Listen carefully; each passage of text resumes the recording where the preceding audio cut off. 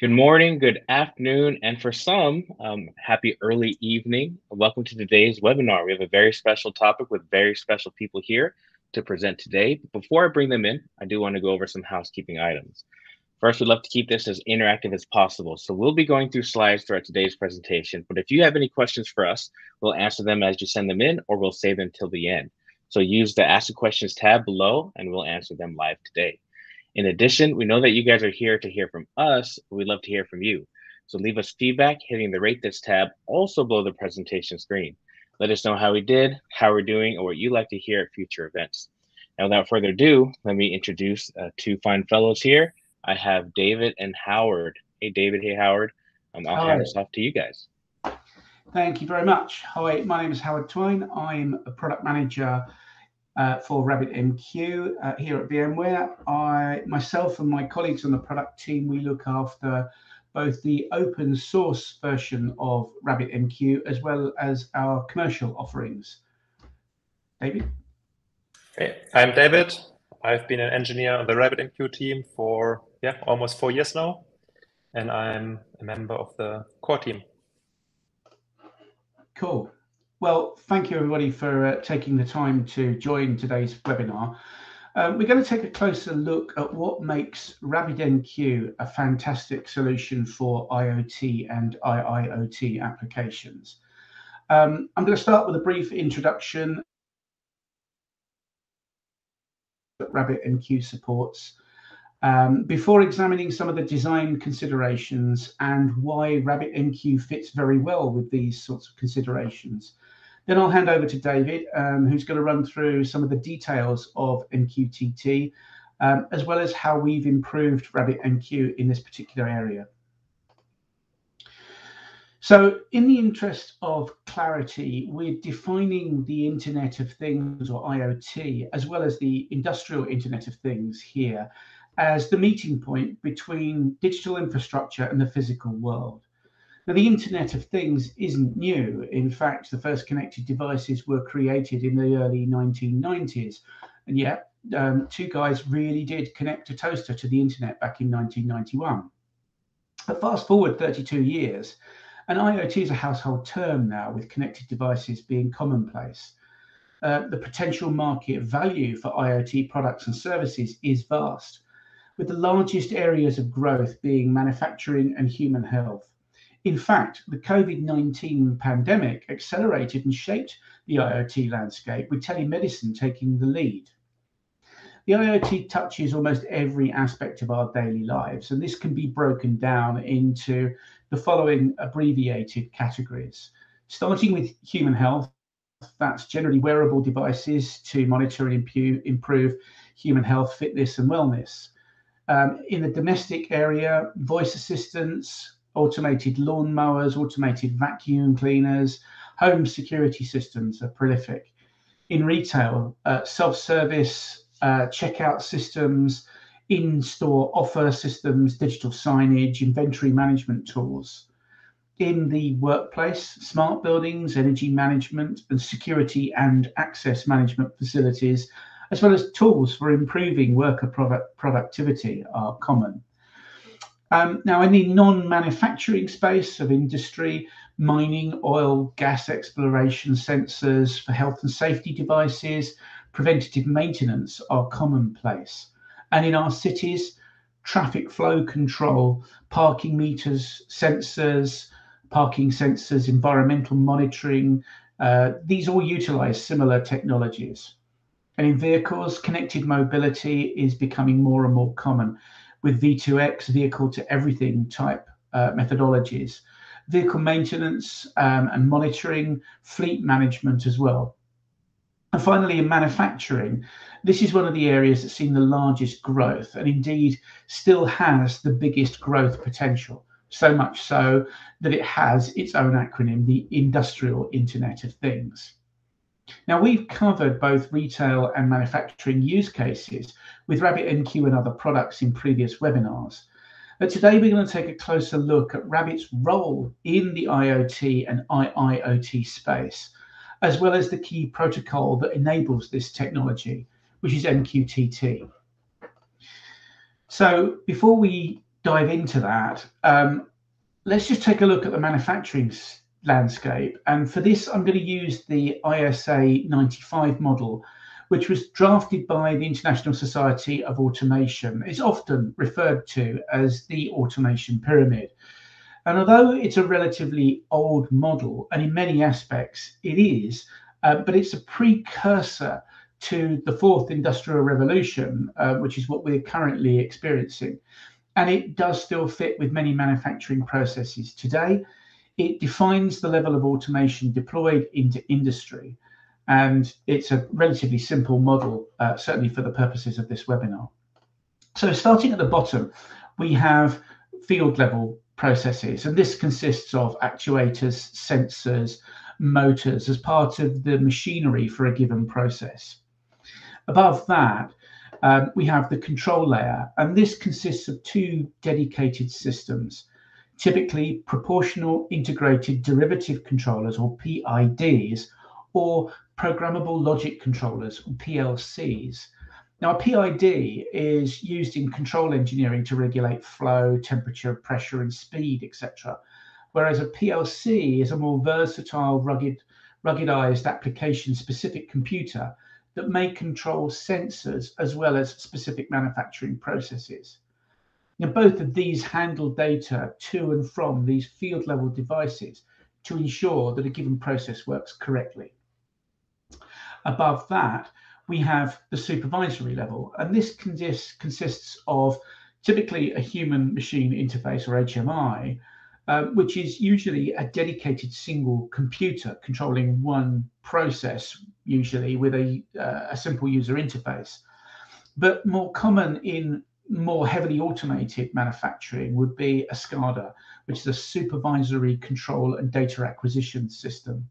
And this tends to be more of a distributed approach consisting of more than one computer and monitoring several processes at once. And a SCADA system can also control multiple processes across multiple sites from a single location. On top of that, we have planning, which typically consists of a manufacturing execution system, or MES, and that manages the entire process from raw materials through to finished product. This allows raw material orders and shipment plans to be adjusted based on real data from the manufacturing processes that you can see in this diagram below. At the very top, we've got the management layer, and that typically consists of an enterprise resource planning system, or ERP, and that is invariably a suite of different applications spanning the entire business, covering areas like sales, purchasing, finance, and payroll. So just before we take a closer look at how RabbitMQ would fit with this particular pyramid, let's just remind ourselves of some of the key features of RabbitMQ. It still remains the most popular open source message broker available today. It comes in a vast array of formats, including our own commercial VMware RabbitMQ OCI and OVA images. It's available as a tile on the Tanzu application service platform. And of course, there's the specific VMware RabbitMQ for Kubernetes offering as well. Now, aside from being highly scalable, robust, and performant, Rabbit continues to offer up-to-date security features as well. And as you'll see later in this session, RabbitMQ supports a very broad range of protocols. And to complement this, we've got a vast array of different client libraries in many, many different languages. And the extensibility offered via an ever-growing library of plugins allows all manner of features, from email notifications, observability features, and physical resource alerts as well. All of this, along with a simple and easy to use management UI, makes the adoption and management of RabbitMQ really very simple. So, having just reminded ourselves about the features, let's take another look at that automation pyramid and overlay RabbitMQ's capabilities on top of it. Now, just before we do, obviously no manufacturer has the luxury of simply tearing down a 30-year-old factory and just building a brand new smart plant. This has to be an iterative process. And the next generation of this diagram, I should also add, the current thinking, which is generally referred to as 4.0, that's quite a complex model for Industry 4.0. But for the purpose of this webinar, again, I'm going to keep it simple with just this pyramid. And starting at the bottom, at the field level, the number of off-the-shelf IoT-ready sensors and devices available today is vast. These range from simple switches and accelerometers and actuators. And many of these simple read-only devices can transmit and publish MQTT packaged data out of the box. And as a powerful MQTT broker, RabbitMQ can route this data to other parts of the production process. Take the control layer, for example. The programmable logic controllers, the PLCs that I mentioned just now, these can be configured as MQTT clients, and RabbitMQ can be used exclusively as an MQTT broker for these specific devices and the PLCs. And from a supervisory point of view, SCADA, the supervisory control and data acquisition systems, they would both publish and consume MQTT messages through RabbitMQ. Additionally, these SCADA systems could also leverage RabbitMQ Streams technology to provide a lower level production process decision making to reduce latency. To a degree, the same applies for the planning level, especially when communicating with ordering and shipping systems that make up the larger manufacturing execution system, or MES. An overall dashboard view would be derived from the lower level data. Once processed, these messages would be sent using RabbitMQ to the ordering and shipping applications in order to maintain a specific production output. We demonstrated how this would work with RabbitMQ, Greenplum, and Gemfire in one of our previous manufacturing webinars. Now, at the very top, at the management layer, you've got AMQP streams, and HTTP protocols available for inter-application communications.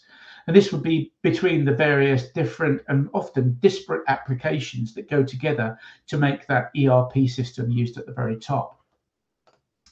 And finally, in all of these different levels, instances of RabbitMQ could be hosted either on-premise or in a private data center, or more likely, in the case of today's modernization, hosted in the public cloud. Now, obviously, the location of a Rabbit cluster would depend on the latency of the system. It's not unheard of, though, for there to be a hybrid of the two. Now, in many regards, RabbitMQ has become an enabler to the more complex industrial 4.0 model. This is because of its versatility. And we can now see how Rabbit can span an entire industry's ecosystem and appreciate why RabbitMQ is used by so many as a single message broker for an entire message bus across multiple disciplines. And this approach takes conventional analog manufacturing to the digital intelligent automation revolution, which forms part of Industry 4.0. Now, in this webinar, we are focusing on the lower level protocol, the lower part of this diagram, the bottom sort of three layers, and the messaging between sensors, controllers, and supervisory systems. But before we dive into the nitty-gritty of MQTT that's used in these layers, let's just take a look at some of the protocols that Rabbit supports. Now, there's a lot of information in this particular slide, and I'm not going to delve into too much detail. But the aim of this slide is to give you an appreciation of the versatility that Rabbit has. It's obviously a list of supported protocols, and this is what enables cross-platform interoperability. And as I hope you can see, there are benefits to some protocols in certain applications. AMQP 091, the Advanced Message Queuing Protocol, is a binary framework and a messaging protocol. It's programmable in the respect that entities like queues and exchanges, along with the routing schemes, can be defined by the applications themselves and not by a separate broker administrator. This is the protocol that RabbitMQ was initially built to support, and is perhaps the most widely used for general inter-application messaging today. AMQP 1.0 or AMQP1, confusingly, is a little different to 091 in that it's more of a conventional protocol, but it is secure, flexible, and allows for better integration to other technologies like web services, for example. It's also got better flow control for message delivery. Introduced about a year ago, streams for RabbitMQ are proving to be more and more popular. Streams are ideal for IoT applications because they support large fan-outs, very high throughput using the native stream protocol, as well as message persistence, replay, and time travel. MQTT started life as a SCADA protocol, the supervisory control and data acquisition, primarily for the oil and gas industry. However, now it's pretty much the go-to protocol for machine-to-machine or device-to-machine and IoT applications. It's a publisher-subscribe model, and although secure messaging is supported by SSL and TLS, it's possible to use a much simpler username and password approach for very resource-limited devices. And to that end, it's got a very lightweight code footprint, as well as having a payload limit of just 256 megabytes, which is ideal for these resource-limited devices. There are 3 versions typically. 3.1, which is sometimes abbreviated to just MQTT3, that was released in 2010 and was supported by RabbitMQ version 3.0. Confusingly, MQTT 3.1.1 is sometimes referred to as MQTT4 because it was the next protocol level on from 3.1. That was released in 2014 and is supported by RabbitMQ 3.3. And finally, the most up-to-date version of MQTT is MQTT5. That was released a few years ago and is now supported by the latest version of RabbitMQ, which is 3.13. And finally, on the protocol list, STOMP, which is a simple text-based wire format protocol, commonly used with scripting languages like Ruby, Python, or Perl. For sort of simple operations, these might be to consume more messages from a specific location or reliably send a message and then disconnect right away, for example. So moving on from the protocols, let's have a look at some of the design considerations for messaging for IoT and IIoT. And perhaps top of the list here is security. It is one of the most important aspects of IoT applications. Any MQTT broker should allow robust authentication and security features. This applies as much, if not more, to the client as it does the actual broker itself. The amount of data, this defines the topology, as is the case for pretty much any event-driven architecture. However, what makes this a little more complex are the different layers of sensors, control, and process. And on top of that, the degree of automation, as we've seen from that pyramid diagram. The data load from the volume of sensors, the complexity of sensors needs to be taken into account, as well as the frequency of messages and the size of payload. From a scalability point of view, it's important to understand that your message broker can scale as the demands of your solutions grow, as you start adding more devices or sensors or more complex devices. All of this without compromising the performance or increasing the latency across your messaging infrastructure. From a resilience point of view, often companies need to compromise and strike a balance between the practicality and robustness. Can your broker handle network failures, and will it send message retries, for example? And this leads me on to the quality of service. And this defines the message delivery guarantee between message sender and receiver. And with MQTT, there are 3 levels of QoS, QoS 0, 1, and 2. I'm not going to delve too much into the details of these right now, but I just wanted to mention that there are varying levels of guarantee for messages that can be used for different applications and different network types. And this is especially relevant for devices that don't necessarily have a permanent network connection. And finally, cloud versus standalone. Now, obviously, this is linked very tightly to the scalability considerations. However, if you're going down the cloud route, it's worth asking if your solution is transportable to another cloud platform. No one likes the idea of vendor lock-in. Or if a standalone server is more realistic, do you have the right access and control over that particular server? And could the latter approach stifle your own agility further down the line? Now, I've already bombarded you with a whole list of why RabbitMQ is such a fantastic solution. So with respect to the IoT applications, I thought we'd just take a look at 3 key areas: reliability, scalability, and maintainability. And starting at the top, data safety, of course, is of paramount importance for many IoT applications. And it could be as dramatic as stopping a production line costing thousands of dollars in lost materials or revenue. There's a joint responsibility to message reliability that involves both the message broker, RabbitMQ, as well as the publishers and consumers. And some areas to take into account would be connection failures. IoT applications are synonymous with fragile network connections, so your message broker needs to be able to cope well. RabbitMQ supports the redelivery of messages after a node or a connection is re-established.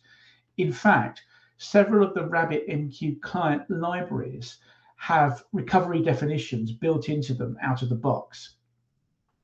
Acknowledgements can be used to ensure that messages in flight or in buffers are resent in the event of a disconnect. But it's worth bearing in mind that acknowledgements should really only be sent from a consumer when the message has been received and acted upon, i.e. moved to a data store or something like that. Thinking about clustering, obviously a single node isn't going to give you great resilience in terms of data safety, but 3 and 5 node clusters are commonplace with Rabbit.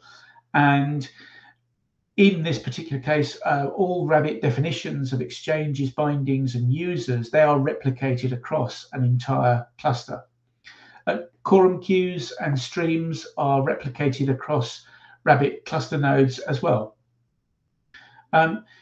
Resilient resource alarms and monitoring is worth considering as well, setting sensible thresholds for alarms that monitor available memory or disk space on a particular host device or machine. And warm standby replication is a really powerful commercial feature that replicates data like the schema definitions and messages themselves from a primary upstream Rabbit cluster to a downstream standby cluster. An administrator can start the recovery process very quickly in the event of an outage. And moving on to scalability, as we mentioned previously, IoT and IIoT application platforms need to be scalable. And Rabbit is one of the few message brokers that supports clustering out of the box. The runtime state for queues, exchanges, bindings, users, vhosts, and policies are all available to all nodes within the cluster. And this makes Rabbit incredibly easy to scale and allows users to create a structured architecture for both publishers and consumers alike. However, it's worth considering that clusters shouldn't be oversized unnecessarily because you don't want to compromise things like observability further down the line. An alternative to physical or VM clusters is growing in popularity, and of course that's the Kubernetes cluster. The RabbitMQ team maintains 2 Kubernetes clusters operators. There's the RabbitMQ cluster Kubernetes operator, and this automates the provisioning, management, and operation of RabbitMQ clusters running on Kubernetes. And then there's the RabbitMQ messaging topology operator, And this manages the messaging topologies like the queues, exchanges, bindings, users, etc., within the Kubernetes clusters. Now, these operators, along with all of the dependencies needed for a RabbitMQ cluster deployment, these are all bundled up in a commercially available VMware RabbitMQ for Kubernetes product. This gives you an off-the-peg Kubernetes solution for RabbitMQ without the potential misery of having to become a Kubernetes expert overnight. And finally, the maintainability. And a typical manufacturing plant may have to be maintained for as long as 20 years. So it's important that any message broker is modular enough to be able to give you the ability to plug in new components, new technologies. In fact, it's a significant consideration when looking to modernize any existing production environment. And as we've seen, features like the multi-protocol support within RabbitMQ, this could be vital to the success of any modernization program. With its pluggable architecture, Rabbit lends itself very well to the occasional refresh. A good example of this was the addition of the Prometheus endpoint back in 2021 to Rabbit. And there's a complementary Grafana dashboard along with that makes observability of Rabbit so much easier just by the addition of that endpoint. The extensive client libraries for Rabbit also helps from a code maintainability point of view. And as features are added to the core of RabbitMQ, we do our best to ensure that the client libraries are up to date as well. So just moving on from that, if anybody's got any questions, please feel free to pop your questions via the question button. Now we've taken a look at how well RabbitMQ is suited to IoT applications. I'm going to hand over to David, who's going to tell you more about our support for MQTT and the latest improvements. Over to you, David. Yeah, thanks so much for the excellent overview of IoT and RabbitMQ. So I'm going to talk about the implementation of MQTT in RabbitMQ. And in order to understand how MQTT is implemented in RabbitMQ, we first need to get a bit of an understanding of AMQP 0.9.1. And this is because RabbitMQ, the core of RabbitMQ implements AMQP 0.9.1. So RabbitMQ was released in 2007, and back then it implemented AMQP 0.9.1. And then over the time, so over the years, support for more protocols have been added via plugins. And those plugins internally proxy via AMQP 0.9.1. So if we look into the very high-level concept of AMQP 0.9.1. So first of all, it's a messaging protocol, but it's also kind of a framework for microservices. And it defines, for example, objects such as exchanges, queues, and bindings. So your publisher publishes a message to an exchange, and then depending on the queue, how it's bound to the exchange, the message is routed to the queue, and then it's stored in the queue until it's being picked up by a consumer.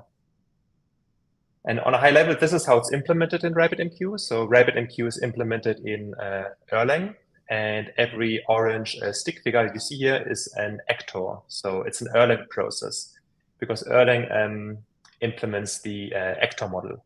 So every actor runs independently of other actors, and they communicate via message passing. So there are no locking, for example, involved within an actor. And actors can be spawned, created, and destroyed very cheaply. So you can have many of them. And they all run concurrently, so you get a really nice parallelism out of the box if you have sufficient CPUs.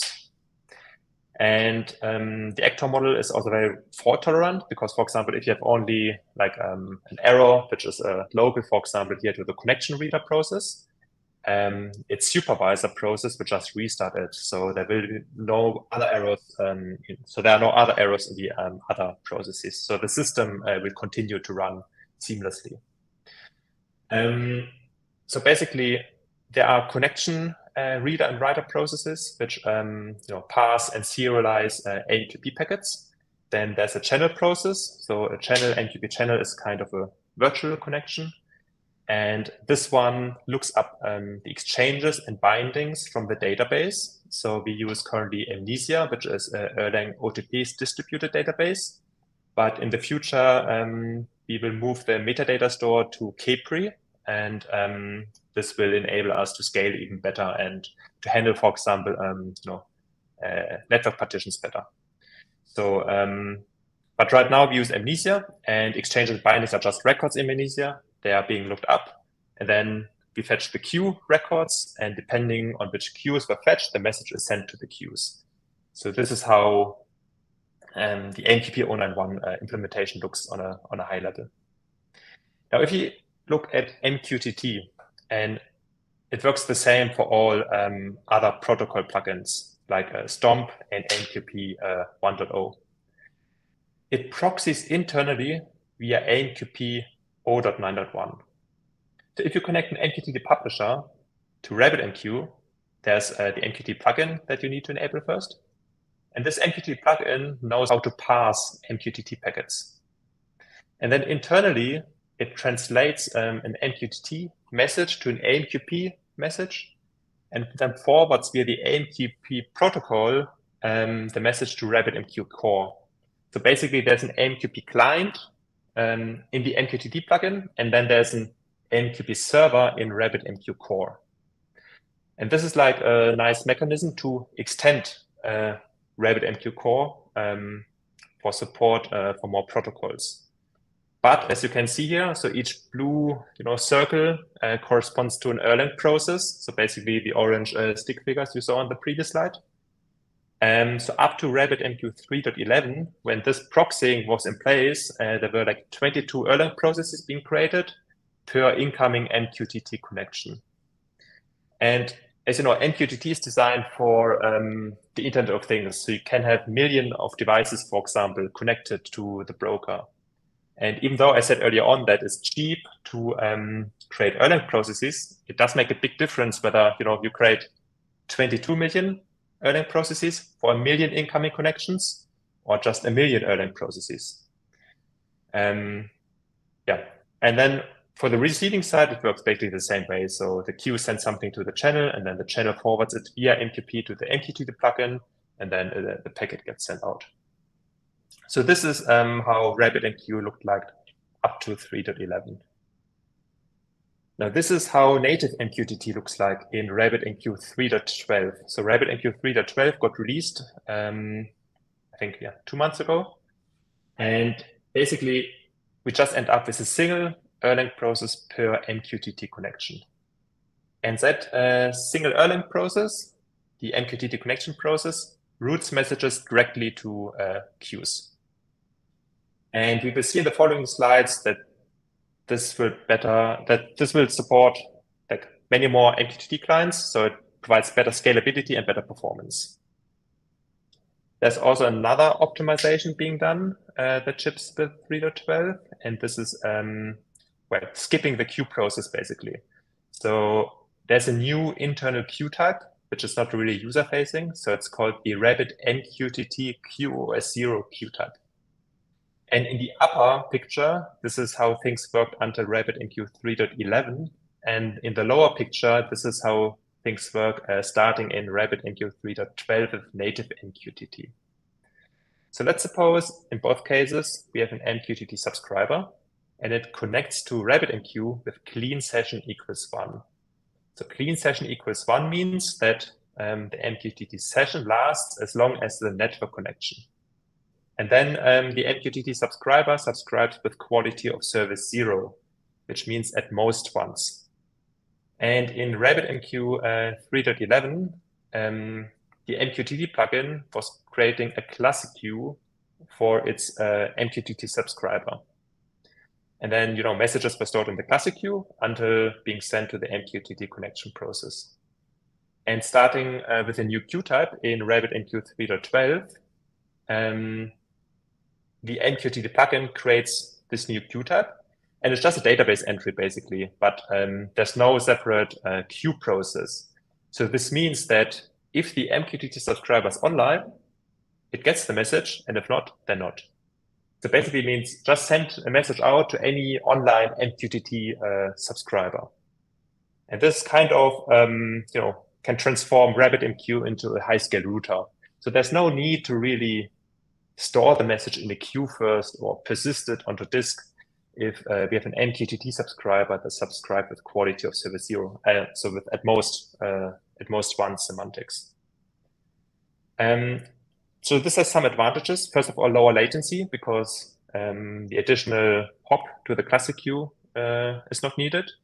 It provides higher message throughput, less resource usage, because if you imagine that you have like 1 million MQTT subscribers, you just don't need the 1 million classic queues anymore. And then it also supports larger fan outs. So say you send a message from the cloud to all your MQTT devices.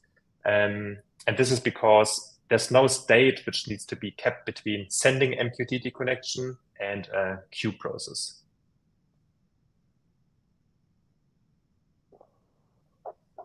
Right, so this is a Grafana panel from a benchmark that we did. And this graph shows basically 2 RabbitMQ clusters, 2 3-node RabbitMQ clusters. The first 3-node RabbitMQ cluster is are the nodes with the orange or red lines. So this is RabbitMQ 3.11. And then the second 3-node RabbitMQ cluster are the 3 green lines. So this is native MQTT in 3.12. And on the very left, there are no clients connected to RabbitMQ. And on the very right, there are 1 million MQTT clients connected to each of the 2 RabbitMQ clusters.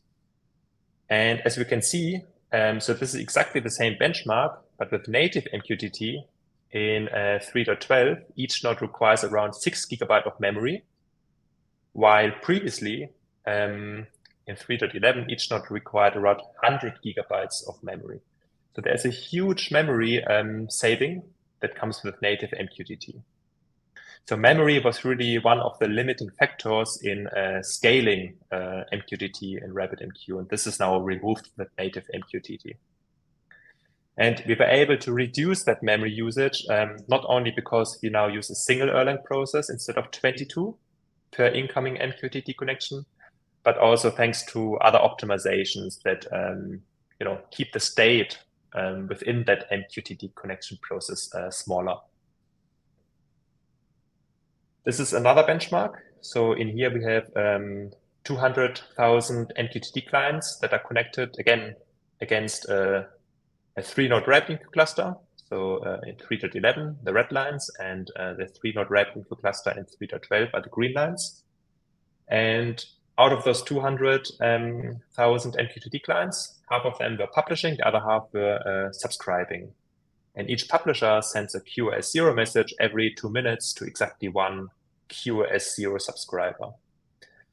So in this case, the optimization, which I talked about 3 minutes ago, was a bit was applied basically because there's no queue process being created in the native MQTT in this case, because in this case, subscriber subscribes with quality of service 0 and uses a clean session.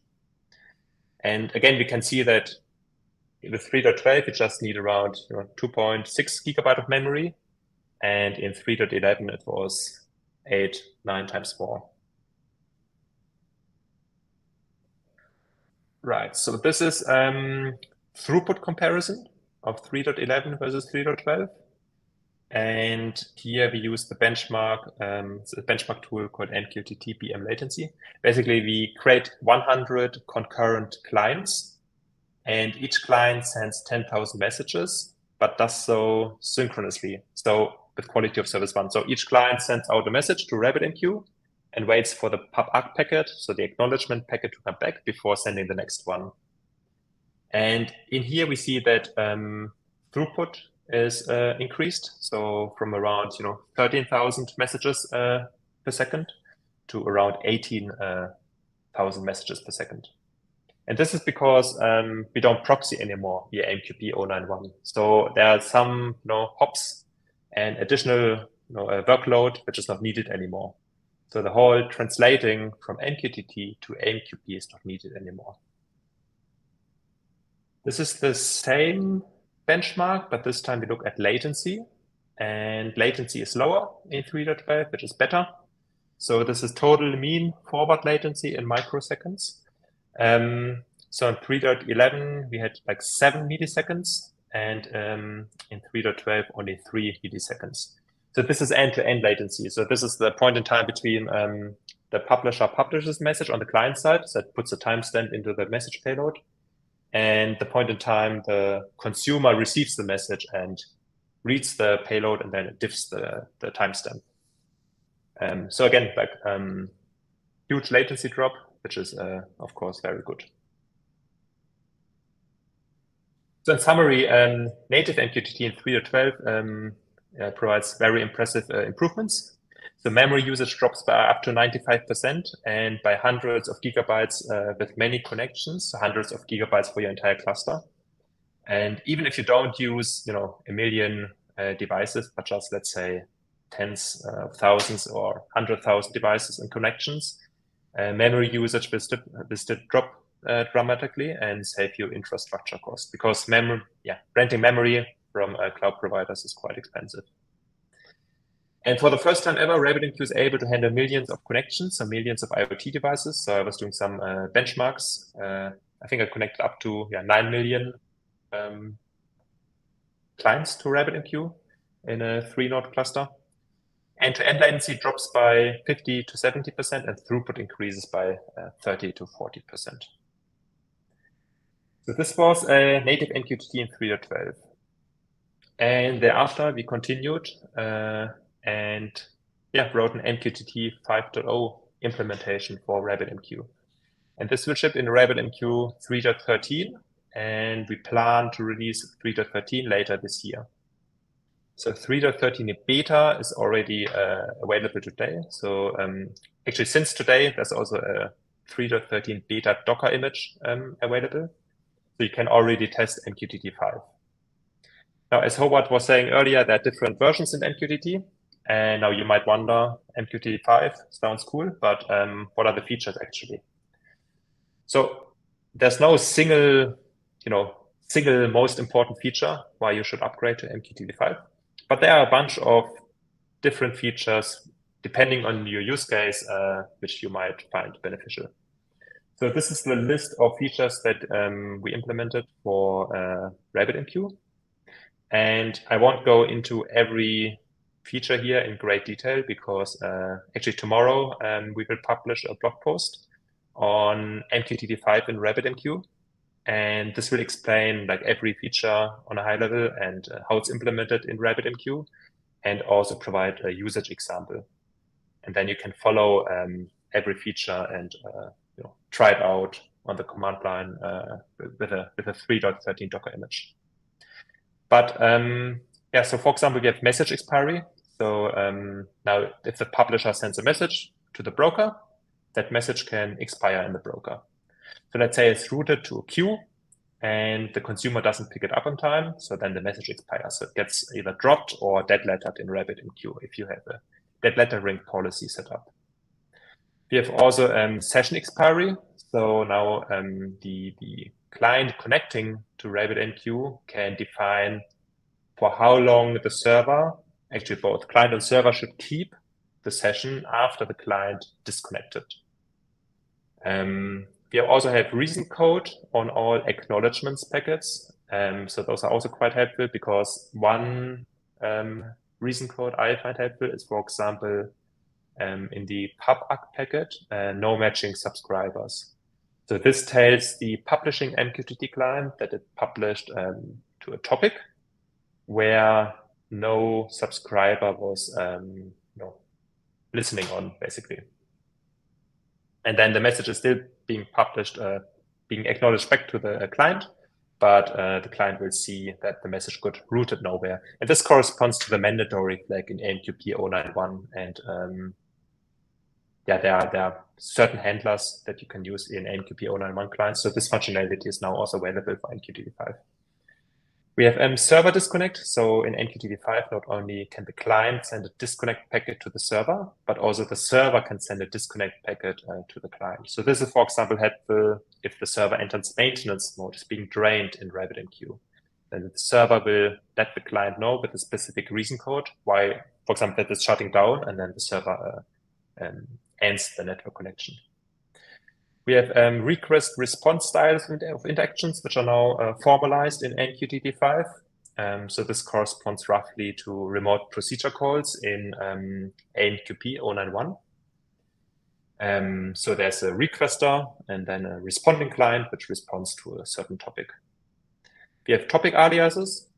A topic alias is just an integer that replaces long topic names that are sent repetitively and therefore saves network traffic. Subscription IDs exist, so a subscriber can subscribe with a subscription ID, and it can have multiple subscriptions with different IDs. And then the server, so RabbitMQ, will send the MQTT client always also the subscription identifier in the publish packet. So the client knows why it received that message, due to which subscription it received the message. In the case there are multiple subscriptions, this might be helpful. There are subscription options. Assigned client ID will delay. Maximum packet size is, I think, self-explanatory. User properties correspond, for example, to AMQP 091 headers. So now MQTT applications can include arbitrary properties like headers into the message. And payload format and content type can also be defined by client applications, and flow control. So flow control here means that the number of outstanding quality of service one messages can be limited.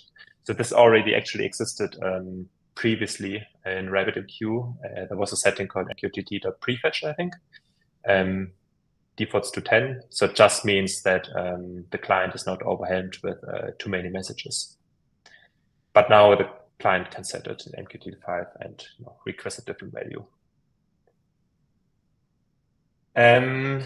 So this is the almost last slide. I hope it doesn't confuse you. But basically, I just wanted to show that RabbitMQ's strength is cross-protocol interoperability. So on the left side, you can use any client in any messaging protocol and in any programming language, send a message to RabbitMQ, and then consume it in any programming language and with any messaging protocol of your choice.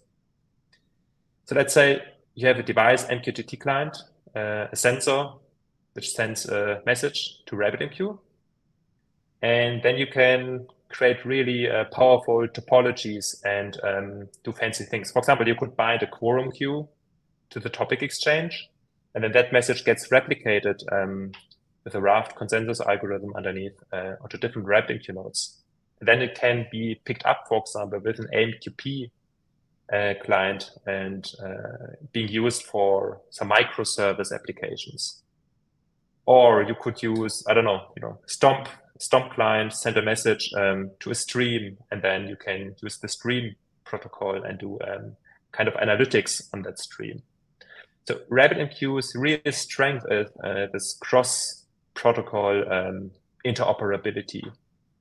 And so once you get, that's a bit what was explaining earlier on, once you understand the usages of the different protocols and also the concept of AMQP 091, which means exchanges, queues, bindings, you can achieve quite a lot with RabbitMQ. In addition, with the different queue types, a classic queue, quorum queue, now we have also streams available since 2 years. So the main summary is that RabbitMQ is the leading AMQP 091 broker. It excels in cross-protocol interoperability. It's also a streaming broker since 2 years. And it's all open source.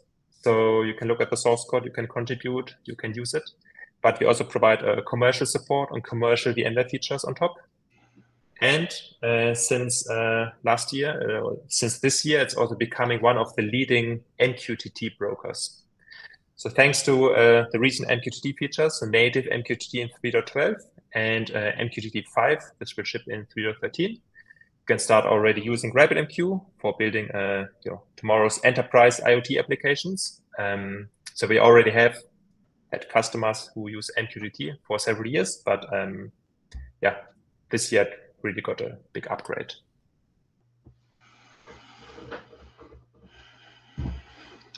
Well, thank you, David. Thank you, Howard, for today's presentation, for going through all of these slides. I know we have a little bit of time left for some questions, and I know we have one here that we can start out with. Can I buy RabbitMQ support without buying any other VMware products or subscriptions? The simple answer to that is yes, you can. Yeah, we've got numerous different offerings there for support for RabbitMQ in its own right, or obviously if you've gone for any of the container images or any of our other sort of commercial offerings around RabbitMQ, then they come with support. So speak to your nearest tame sales channel for more information on that. And another one here is, what is the difference between Kafka and RabbitMQ? That's an interesting one. I obviously, David and I are biased because we work on the Rabbit side of things. So I'm tempted to say, well, obviously Rabbit's better. That's it. End of conversation. But no, realistically, there are certain applications. Kafka is very more sort of stream orientated. Rabbit, as we've seen in today's presentation, is more versatile in the respect that you've got all of these different protocols. I think both perform and scale equally well, although in certain situations we've seen that actually RabbitMQ streams outperform Kafka streams in certain situations. David, have you got any sort of immediate thoughts on that? Yeah, I mean, it's a good summary. So I think RabbitMQ is more like a queuing system primarily.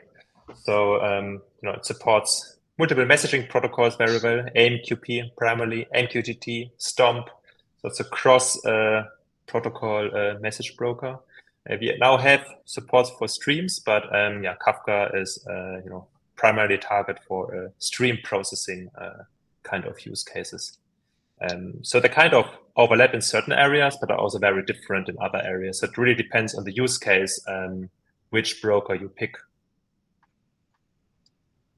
Thank you. Another one here. Well, not a question, but a question for you guys is, I know that with Spring 1 and Explore around the corner, I know that there's a RabbitMQ session for Spring 1, but will you guys be there? Are there any other sessions that we should highlight for folks to attend if they're registered for Explore, or maybe they want to register after seeing the session? Yeah, I think one of the dev team is going to be there. Arno, I think, is going to be there. He's presenting an update on streams, and my colleague Ed Byford is also, I think, going to be there in one way, shape, or form. I think possibly with the Edge Compute folks as well, where we're sort of teaming up, because there's a good synergy between what Rabbit can deliver and Edge Compute capabilities, as we've seen with other webinars as well. Yes, I was going to say Ed Byford is a friend to the program, has been on several of our webinars here for RabbitMQ. So if you happen to be at Explore or Spring 1, maybe you can meet them in person. And will either of you guys be traveling over for those events? Don't think so. I don't think I'm, not yet. Not yet. I won't be, but I will be at the RabbitMQ Summit, which also takes place in October in Berlin. Yeah. So I would recommend, if you don't have tickets already, get your tickets. Absolutely, yeah, because we'll be there in force. So yeah. Excellent. I don't think I have a link to that event, so if you guys want to send it over to me, I can share that with the audience here after this event. Yeah, we'll do. Great. And I don't see any other questions here. I don't know if there's any other highlights you guys wanted to say before we closed out today's event. No, I think we're probably good. Thank you. Great. Well, thanks again. I do want to just give a special shout out to Howard and to David for today's presentation. David did send me the link to the RabbitMQ Summit, so I will forward that over to all of you guys in attendance so you guys could check out the event, see if there's something that you guys can attend. Because I will say it is something you should attend, especially if you want to see these two gentlemen here live and in person. So once again, thank you guys for joining us. This event has been recorded and will be available on demand shortly after the end of this presentation. We hope to see you guys at our next event. Thanks all. Thank you. Thank you.